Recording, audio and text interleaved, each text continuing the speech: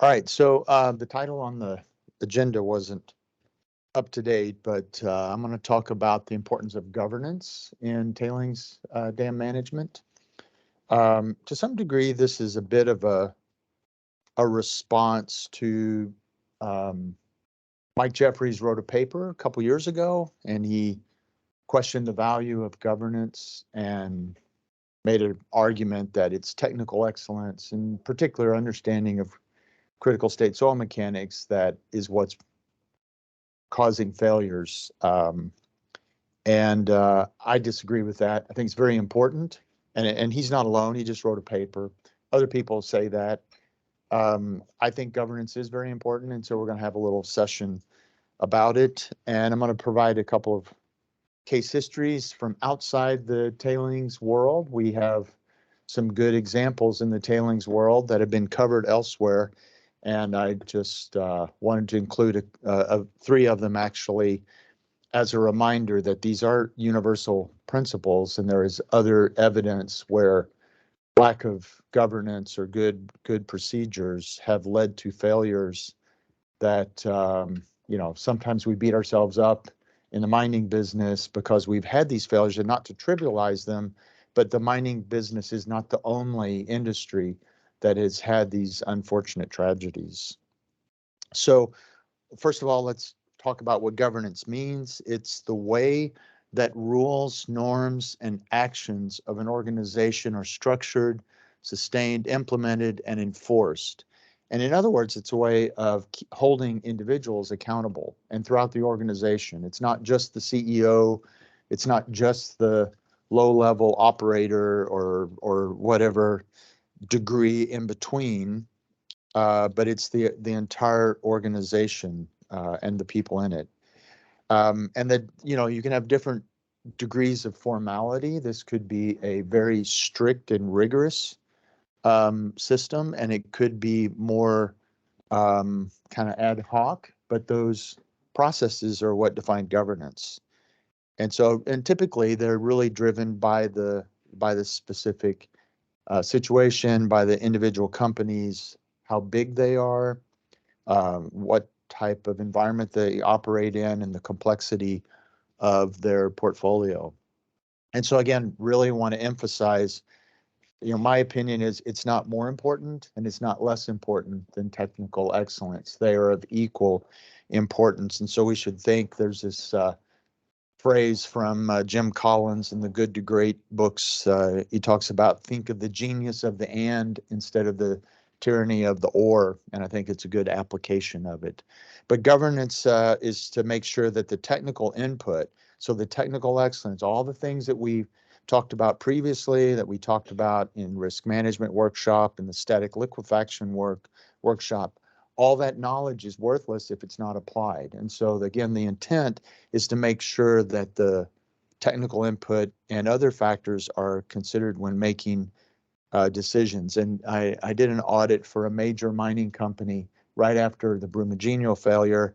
And as I kind of wrapped up and presented to the board, I said, now the hard part is actually beginning now, because you have to work on changing your culture so that decisions from absolutely at the top all the way to the bottom are made consistent with this new, program that you've put into place, which is a good program, but it's only as good as what goes into it.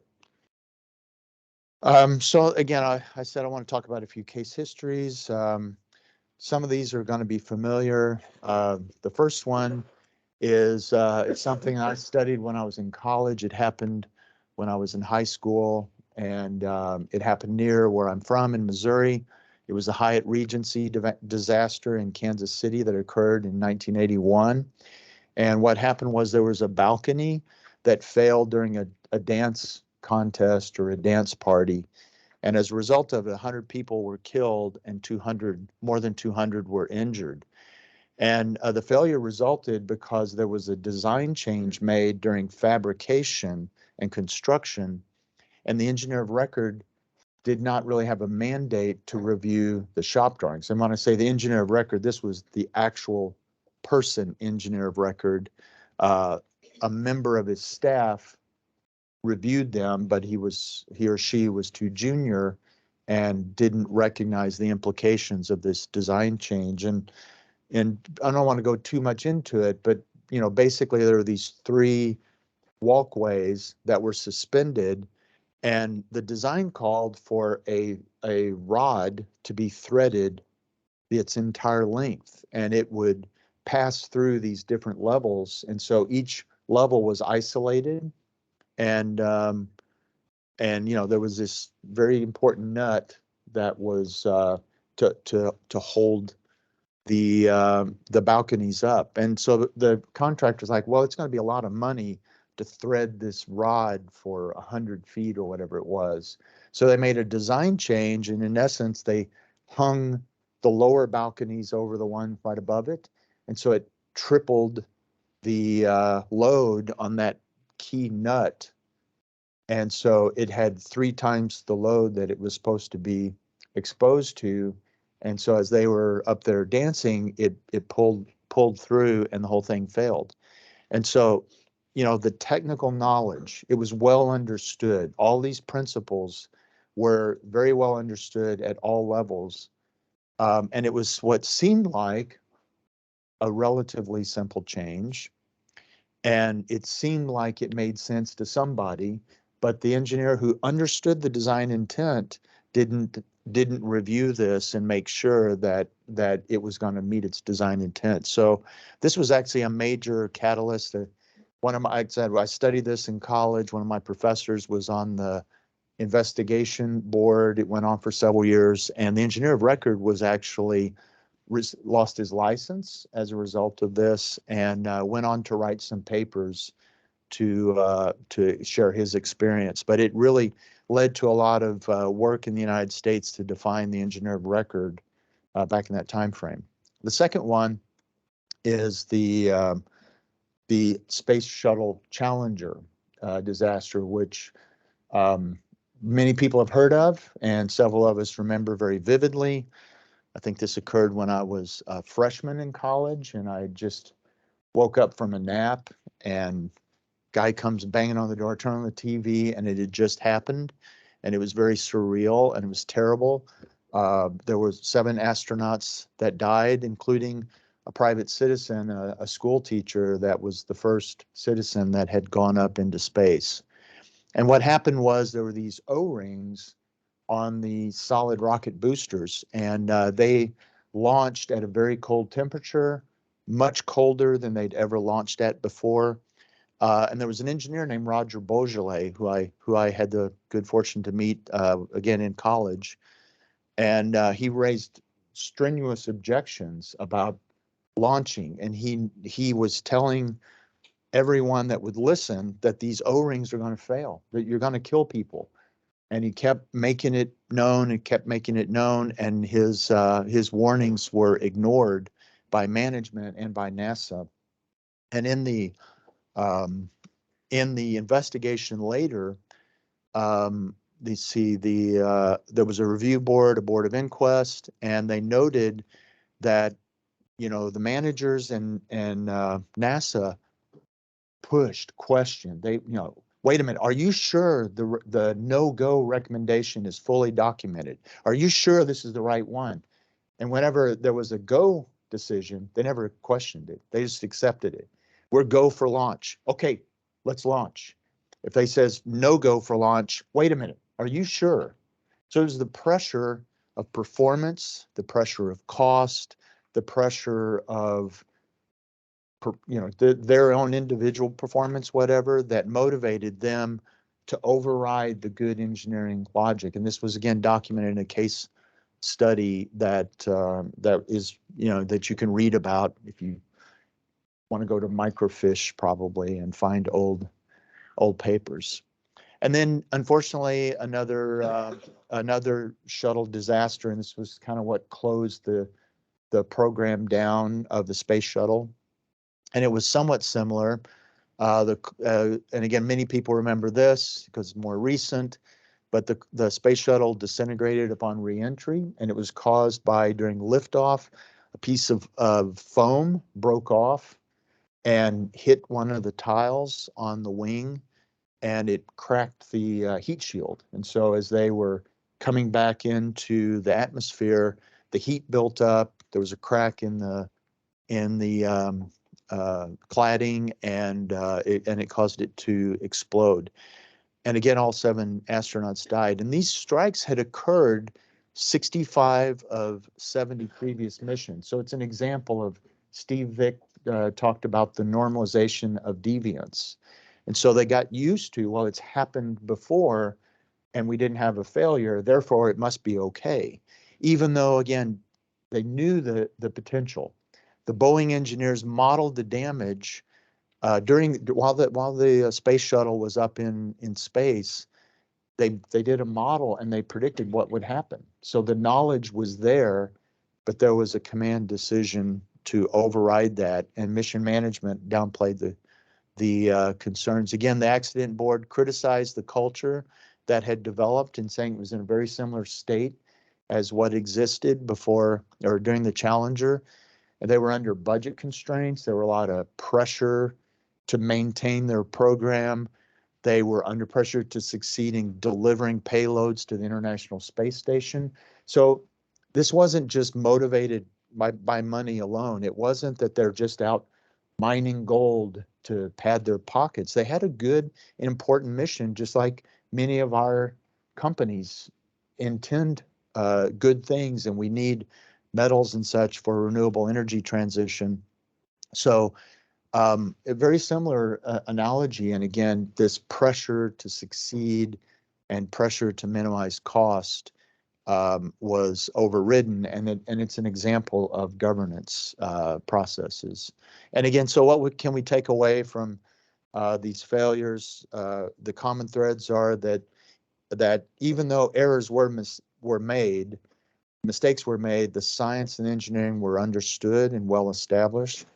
The primary mistakes were made due to poor oversight and poor governance processes. And we see very similar findings in the Mount Poly and the Fundao and the Feijiao examples where it was known that there was a problem, but for whatever reason, good judgment may have been overridden.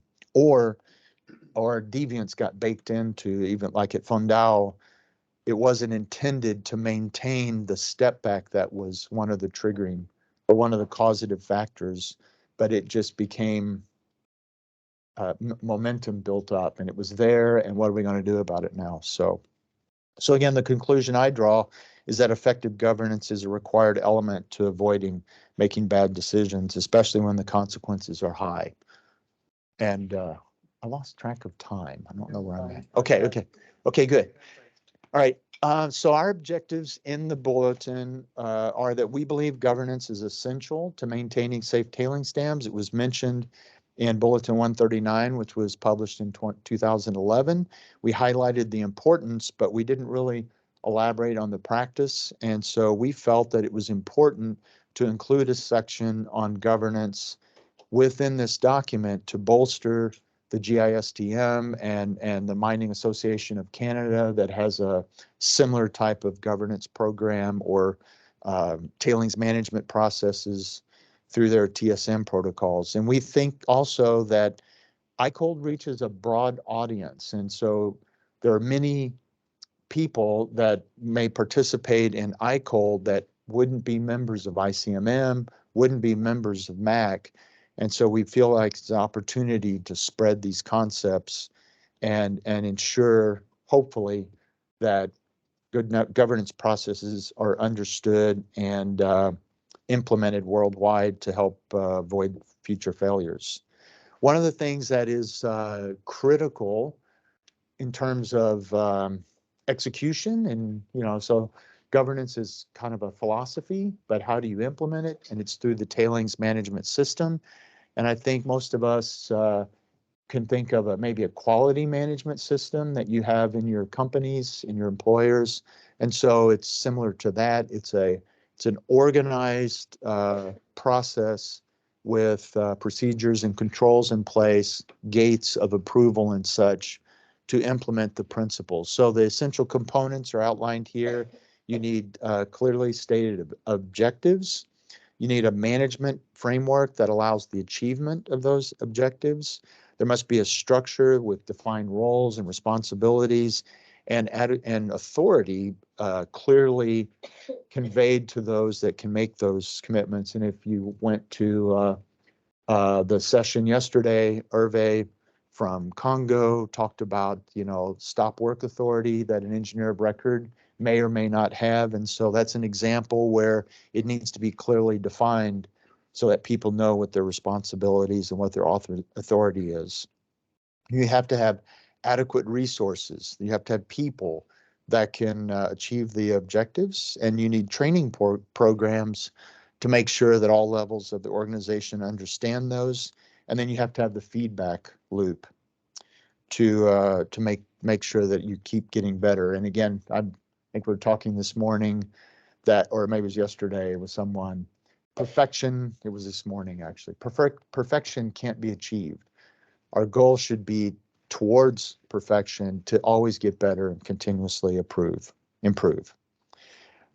We also believe that risk management principles should be integrated into the system, and we've talked a lot about that, and we see a lot of implementation of that in the industry. Management of change and incident reporting and lessons learned are also key components, and then you need the processes around audits and verification. We did clarify some of the roles and responsibilities. We think that, or at least I strongly feel like there's a lot of confusion in certain parts of the GISDM, so we did address the engineer of record. In some places, it refers to the engineer of record as a company. In other places, it implies that it's an individual person. Then the answer to me is that it's both, and we tried to address that and introduce the term engineer of record company that refers to the team, and that could refer to whether it's an external consultant or an internal team for some companies, or maybe quasi-government organizations that do design in-house, which I think is maybe not in Sweden, but there are countries around that have departments that would be similar, say, to the Bureau of Reclamation in the United States or the Corps of Engineers that can perform work in-house. So it doesn't have to be strictly applied to a consulting firm. One of the things we also clarified was a responsible site person instead of a RTFE or a responsible tailings facility engineer. Certainly it's wonderful if that person can have an engineering degree, but given the shortage of engineers that we currently have, and is expected to last for a while, we felt like it was too high of a bar and perpetuates the problem to require that person to be an engineer. We also talk about the types of documentation that are needed, and I think Annika mentioned yesterday, there are many tailings facilities that have inadequate documentation, especially older ones, but even some newer documents or newer facilities, the volume is enormous sometimes. A lot of changes occur. Files get lost, get stored.